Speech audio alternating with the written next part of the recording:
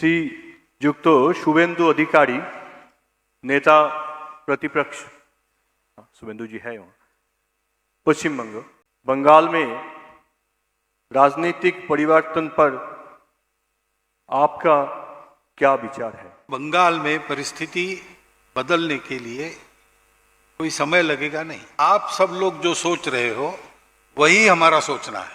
মনে হচ্ছে না উনি আশ্বস্ত এবং বাংলা থেকে যে আভাস নিশ্চয়ই তিনি কিছু পেয়েছেন। আমার কোথায় যেন মনে হলো উনিও ওনার চোখ মুখ দেখে, ওনার শরীরী ভাষা, ওনার কথা সবেতে কোথায় যেন মনে হলো উনি নিজেই খুব আশ্বস্ত যে এবার একটা বদল আসছে, যেটা বাংলার মানুষ চাইছেন। যাদের মনের মধ্যে সামান্যতম ডাউট ছিল যেহেতু নাগপুর থেকে ইনস্ট্রাকশন আসছে সেই জন্যই তো এখানে সবকিছু হচ্ছে, নরেন্দ্র মোদী চাইলেও কিছু পাবেন না, না সরাসরি সংঘ নেই, কিন্তু সংঘ সরাসরিই আছে সমাজের সঙ্গে এবং সেই সমাজের পরিবর্তন হবেই। আজকে সভার যে মূল স্মেল যদি তুমি দেখো যে কবে যাবে, কবে মুক্তি পাবো, এটা কিন্তু বেশ কয়েক বছর ধরে চলছে। এই আত্ম সমীক্ষা, আত্মচিৎকার, আত্মজিজ্ঞাসা, এবং সেটা আজকে ফুলফিল হয়ে গেছে। ডিসেম্বরের 21 তারিখ আমরা পেলাম সরসংঘ চালক মোহন ভাগবতজিকে। বাংলার মানুষের সবচেয়ে বড় প্রশ্ন এই মুহূর্তে, রাজ্যে কি পরিবর্তন হবে? সংঘ যদিও বলে যে তারা রাজনীতির সঙ্গে সরাসরি যুক্ত নয়, কিন্তু মানুষের তো প্রশ্ন থাকেই যে সংঘের এই বিষয়ে কী ভাবনা। আজকে আমরা দেখলাম শুভেন্দু অধিকারীও সরাসরি মোহন ভাগবতজিকে প্রশ্ন করলেন, তার প্রশ্নের যা ভাব ছিল যে রাজ্যে কি পরিবর্তন হবে, সংঘ কি ভাবছে। আমরা এই বিষয়ে কথা বলবো পিনাক কি বলছে, পিনাক পানি ঘোষের সঙ্গে। দাদা, আপনি তো শুনলেন গোটা বিষয়টা, কি বুঝলেন, কি উত্তর এলো, যদি দর্শকরা বলেন। ওই একটা কথা আপনি বলে শুরু করেছেন, ওটাই একবার বলি যে সংঘ কখনো বলবে না যে আমি রাজনৈতিকভাবে কাজ করছি। সংঘ সামাজিক সংগঠন, হিন্দু সমাজকে সংগঠিত করা সংঘের কাজ, এটাই সংঘের দাবি, এটাই সত্য। কিন্তু প্রশ্ন আসে সংঘের স্বয়ংসেবক দেশের প্রধানমন্ত্রী, তাহলে বিজেপিকে কি সংঘ সমর্থন করছে না? এই প্রশ্ন আগেও উঠেছে, তখনও সরসংঘ চালক মোহন ভাগবতকে বলতে শোনা গিয়েছে যে আর যে কেউ আসুক, তারা যদি দেশের ভালো চায় বলুক, আমাদের সাহায্য করার জন্য আমরা করবো, কেউ আসেনি আমরা করি না, তো যারা এসেছে তাদের করি, আর স্বয়ংসেবক তারাই সংগঠন করছে, তাহলে আমাদের তো সমর্থন থাকবেই। পশ্চিমবঙ্গের এবারে নির্বাচনে সংঘ স্বীকার করুক আর না করুক, আমার যা মনে হয় তাতে সংঘেরও নিশ্চিতভাবে কোনো পরিকল্পনা আছে।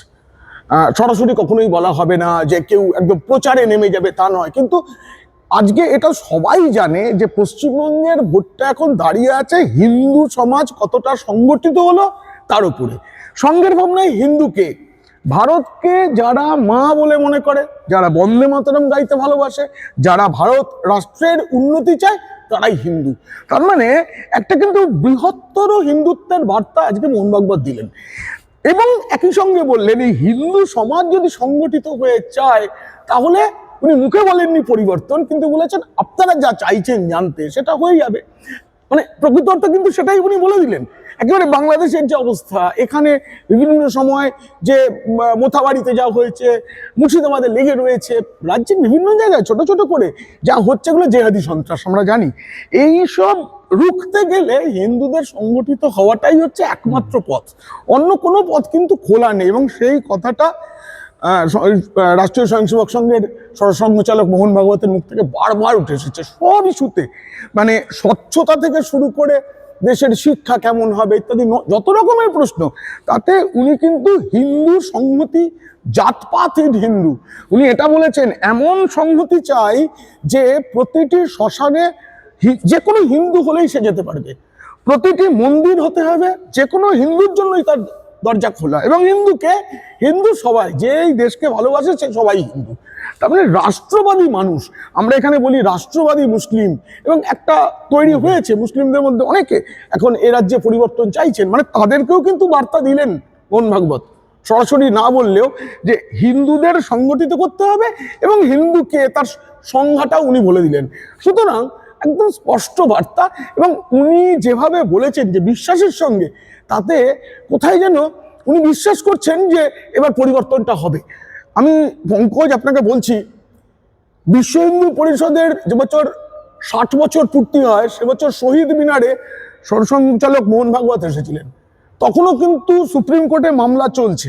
উনি বলেছিলেন আমার ইচ্ছা, আমার জীবদ্দশায় আমি অযোধ্যার সেই পুণ্যভূমিতে রামের মানে রামলালার একটা ভব্য মন্দির দেখে যেতে পারবো, এই একদম পারবো, ওই কথাটা উনি বলেছিলেন। সেই কাজটা তারপর স্বয়ংসেবকরা ওনার নির্দেশ পেয়ে উনি চাইছেন, অতএব করতে হবে, এটা করে কিন্তু সেটা হয়ে গেছে। তিনি নিজে সেখানে পৌরোহিত্য করেছেন। তো আজকে যেন সায়েন্স সিটিতে বসে আমি শহীদ মিনারের সেই স্মৃতিটা আমার উঠে এলো। তিনি আজকে এখানে বাংলার পরিবর্তন নিয়ে ওইরকমই একটা আভাস, ইঙ্গিত বলবো না, একটা ভরসা, কোথায় যেন বাংলার মানুষের প্রতি একটা আস্থাও প্রকাশ করলেন। আর একটা শেষ প্রশ্ন, সেটা হচ্ছে যে বাংলায় হিন্দুদের উপরে যে অত্যাচার হচ্ছে সেটাও তো তিনি শুনলেন এবং সেটা ব্যাখ্যা করলেন। এটা যদি বলেন মানে ওনার হয়ে, বা উনি কি বলতে চাইলেন, কি বোঝাতে চাইলেন? তো এক্ষেত্রেও উনি যে কথাটা বলেছেন যে এইটা কোনো বাইরে থেকে একটা বিষয় আছে, একটা প্রশাসনিক বিষয় আছে, যেটা তো কোনো সামাজিক সংগঠন করতে পারে না, যে কাকে কিভাবে রক্ষা করতে হবে, মানুষকে নিরাপত্তা দিতে হবে, আইন শৃঙ্খলা, আবার সীমান্ত আটকাতে হবে, কে ঢুকবে কে ঢুকবে না, এগুলো প্রশাসনিক বিষয়। তো উনি বললেন সামাজিক বিষয় থেকে একটা করতে পারি। একটাই কথা, এখানকার হিন্দুরা যদি ঐক্যবদ্ধ হয়, আবার বলছি হিন্দু মানে উপাসনা পদ্ধতি নয়, হিন্দু মানে ভারত প্রিয় রাষ্ট্রপ্রেমী মানুষেরা যদি ঐক্যবদ্ধ হয়, তাহলেই একমাত্র সমাধান, তাহলেই সবকিছু মিটে যাবে। তা না হলে কিন্তু ওই কিছুটা হবে কিছুটা হবে না, স্বার্থ থাকলে হবে না। এবার পরিবর্তনের জন্য ঐক্যবদ্ধ নিঃস্বার্থ ভাবনা চাই, যে আমরা দেশকে বাঁচাবো। দেশের সীমান্তবর্তী রাজ্য পশ্চিমবঙ্গ, এবং পশ্চিমবঙ্গের পাশে যে দেশটা, সেই দেশটা জ্বলছে, এবং যখন দেশটা জ্বলে তখন সে আমাদেরকে জ্বালায়, ভারতকে জ্বালায়, এবং বেশি করে সেই জ্বালাটা অনুভব করি আমরা পশ্চিমবঙ্গের মানুষেরা। এখন সেটা করছি আমরা। সম্প্রতি দীপুচন্দ্র দাসের যে মৃত্যু, এই মৃত্যু তো সকল হিন্দুর কাছে কষ্টের, গোটা ভারতের, কিন্তু বেশি করে পশ্চিমবঙ্গের। কারণ সেও বাঙালি, আমিও বাঙালি, আমরা এক ভাষায় কথা বলি, একই কবির লেখা। যারা সাহিত্য নিয়ে এত কথা বলেন তারা একবার ভাবেন না যে রবীন্দ্রনাথ ঠাকুরের লেখা গান দীপু দাসও তার জাতীয় সঙ্গীত গাইতো, আমিও রবীন্দ্রনাথ ঠাকুরের গান জাতীয় সঙ্গীত গাই। সেই বাঙালির যখন মৃত্যু হয়েছে এইভাবে, তাতে তো যারা বাঙালি করে মানে হাউতাস করেছেন, বুক চাপড়ে কেঁদেছেন, তাদেরও আজকে কাঁদা উচিত, যেখানে দীপুচন্দ্র দাসের এইরকম মৃত্যু হবে, তাই না? সুতরাং মোহন ভাগবত যে এটা বলে গেলেন সেটা হচ্ছে যে সংঘবদ্ধ হতে হবে, সংহতিই এখন একমাত্র পথ। তাহলে বলছেন যে মোহন ভাগবতজি আজকে আশা জোগালেন যে বাংলায় একটা যে পরিবর্তন, কাঙ্ক্ষিত পরিবর্তন আমরা এক্সপেক্ট করছি, সেটা আসতে চলেছে।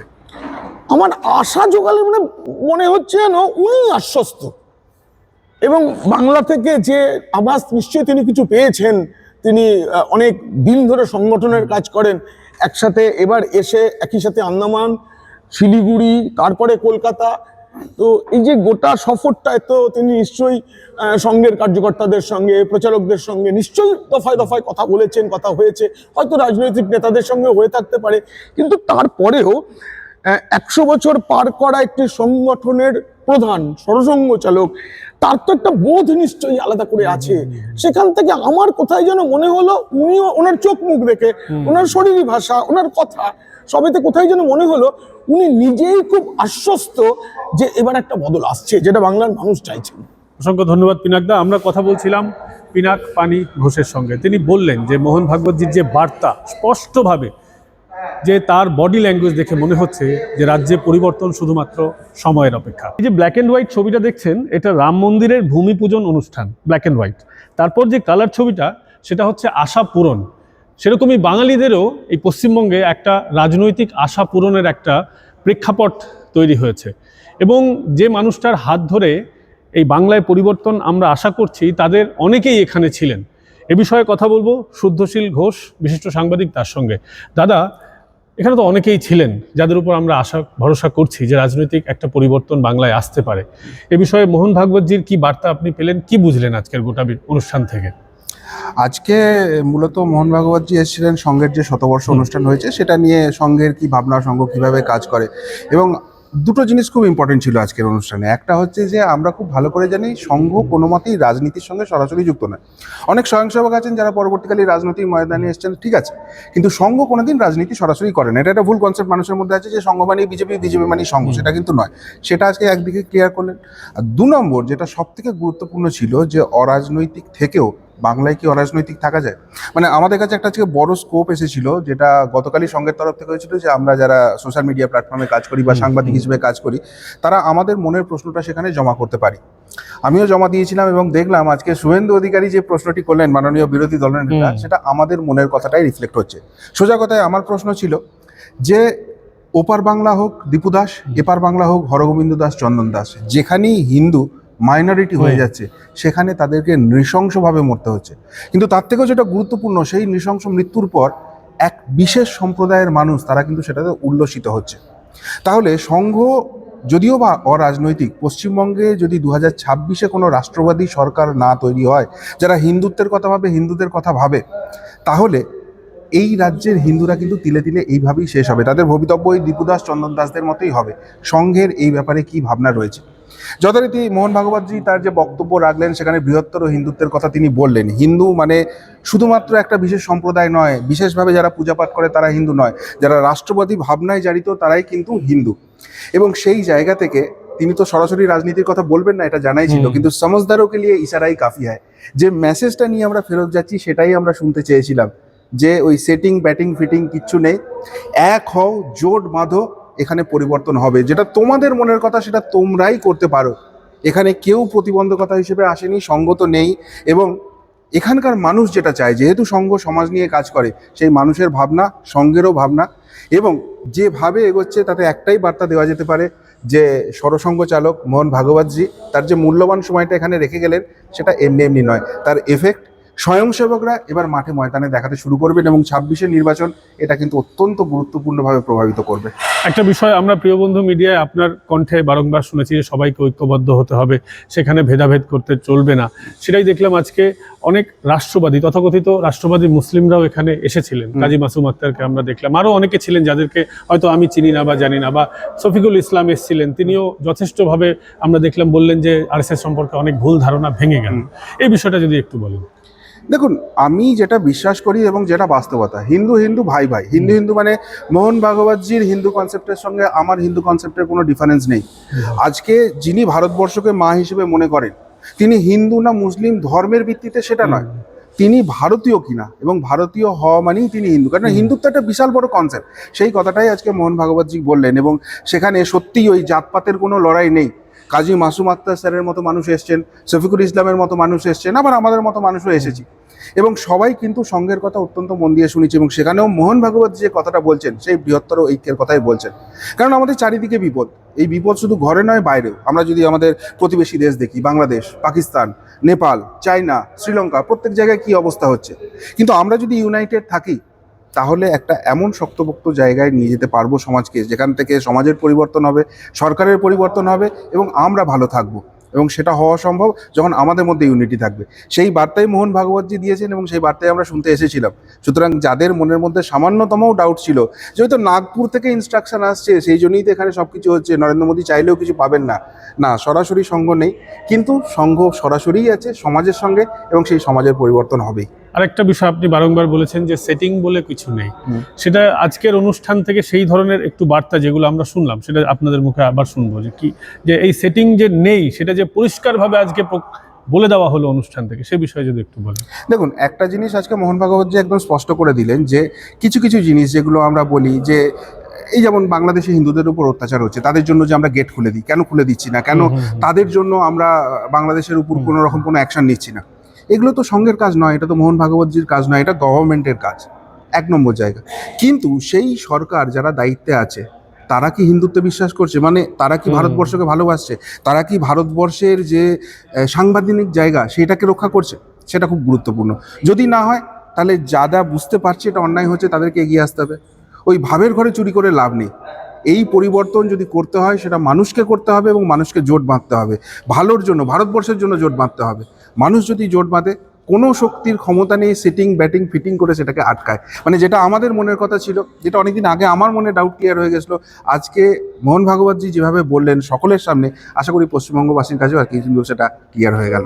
অসংখ্য ধন্যবাদ শুদ্ধশীল দা। আমরা কথা বলছিলাম প্রিয় বন্ধু মিডিয়ার এডিটর শুদ্ধশীল ঘোষের সঙ্গে। তিনি পরিষ্কারভাবে ডাউটটা ক্লিয়ার করলেন। এই ডাউট ক্লিয়ার করাটা কিন্তু খুব জরুরি। আপনারা কি কখনো দেখেছেন এ রাজ্যে যারা মঞ্চ আলো করে থাকেন তারা আজকে বসেছিলেন দর্শক আসনে? রাজ্য বিজেপির সভাপতি শ্রমিকবাবু থেকে শুভেন্দুবাবু সকলেই ছিলেন দর্শক আসনে, আরও অনেকে ছিলেন। এই দৃশ্য বাংলায় কিন্তু খুব একটা কমন নয়। আরএসএস এর এই অনুষ্ঠানে আমরা কথা বলবো সরাসরি নবান্ন নিমন্ত্রণের দীপঙ্কর মণ্ডল দাদার সঙ্গে। দাদা, এই দৃশ্য কি আগে কখনো দেখেছো? শুভেন্দুবাবু মঞ্চ আলো করে থাকেন, গমগমে বক্তব্য রাখেন, আজকে একটাও বক্তব্য রাখেননি তিনি। এবং আমরা দেখলাম শ্রমিকবাবু তিনিও অনেকটা পেছনে বসে আছেন, তাকে খুঁজেই পাওয়া যাচ্ছে না। কেউ কেউ দেখলো আবার তার সঙ্গে কথা বললো। গোটা বিষয়টা যদি বলো যে এক অবাক কাণ্ড এটা। পঙ্কজ, ব্যাপারটা হচ্ছে দেখার চোখ। আমরা যেহেতু একটা বাজারি কাগজে, বাজারি গণমাধ্যমে দশকের পর দশক কাজ করেছি, আমাদের দেখার চোখটাই ওভাবে তৈরি হয়ে গিয়েছিল যে নেতা মানেই তাকে নিয়ে মঞ্চে তুলতে হবে, নেতা মানেই তাকে ধূপধুনো দিতে হবে, ফুলের বোড়ে দিতে হবে। বিষয়টা হচ্ছে, এটা দেশটার নাম ভারত, অনুষ্ঠান যাদের হচ্ছিল সেই সংগঠনের নাম আরএসএস, রাষ্ট্রীয় স্বয়ংসেবক সংঘ। 100 বছর পূর্তি হচ্ছে।